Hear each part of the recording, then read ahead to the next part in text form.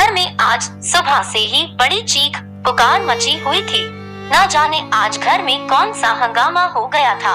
रमेश की बीबी जोर जोर से चिल्ला रही थी, इतने जोर से कि आसपास के घरों के लोग भी अपने घरों से बाहर आ गए। दरवाजे के पीछे एक वृद्ध औरत सिकुड़ी सकुचाई सी आंसू बहा रही थी।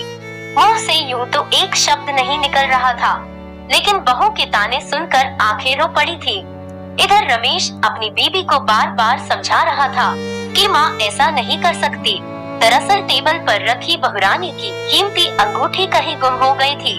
पत्नी जोर जोर से चिल्ला रही थी कि ये बुढ़िया वही बैठी थी, इसी ने मेरी अंगूठी चुराई है। बेचारी माँ बेबसी अपने बेटे की तरफ आस लगा के देख रही थी, शायद यही कुछ बोले। बहुरानी ने तो समाज के आगे इज्जत उछालने में कोई कसर छोड़ी ही नहीं थी। हद तो तब हो गई जब पत्नी ने गुस्से में माँ का हाथ पकड़कर दरवाजे से बाहर खींचा।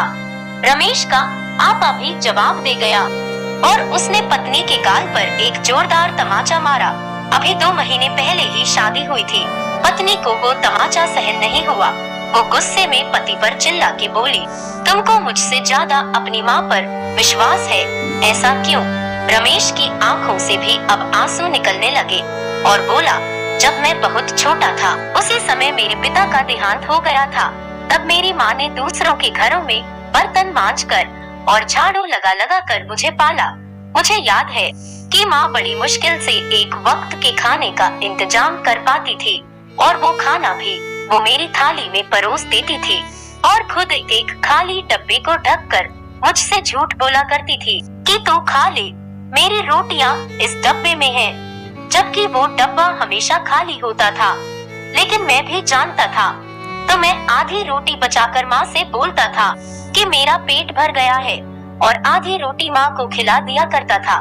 आज मैं 2 रोटी कमाने लायक क्या हो गया? अपनी माँ के उस बलिदान को भूल जाऊं? कैसे भूल जाऊं कि माँ ने मेरे लिए ना जाने अपनी कितनी ही इच्छाओं का गला घोट दिया। तुम तो मेरे साथ अभी केवल 2 महीने से हो, लेकिन मैंने तो माँ को पिछले 25 वर्षों से लगातार तपस्या करते देखा है। आज उम्र के इस पड़ाव पर आकर क्या मेरी माँ को एक अंगूठी का लालच होगा? अगर अपनी माँ पर शक किया तो भगवान मुझे नरक में भी जगह नहीं देगा। दोस्तों, माँ बाप तो भगवान का रूप होते हैं। धिक्कार है ऐसे लोगों पर जो अपने माँ बाप के बुढ़ापे का सहारा भी नहीं बन सकते। अरे अपनी औलाद के लिए माँ बाप क्या कुछ कुर्बान नहीं करते? सारा जीवन बच्चों को पाल पोस के बड़ा करते हैं और बदले में मांगते ही क्या है? बुढ़ापे में 2 वक्त का खाना और अपने बच्चों का प्यार। क्या हमारे माँ बाप का इतना भी अधिकार नहीं है हम पर? दोस्तों, कहने को तो ये एक कहानी है, लेकिन सच्चाई इस कहानी से अलग नहीं है। हमारे समाज में आजकल यही हो रहा है।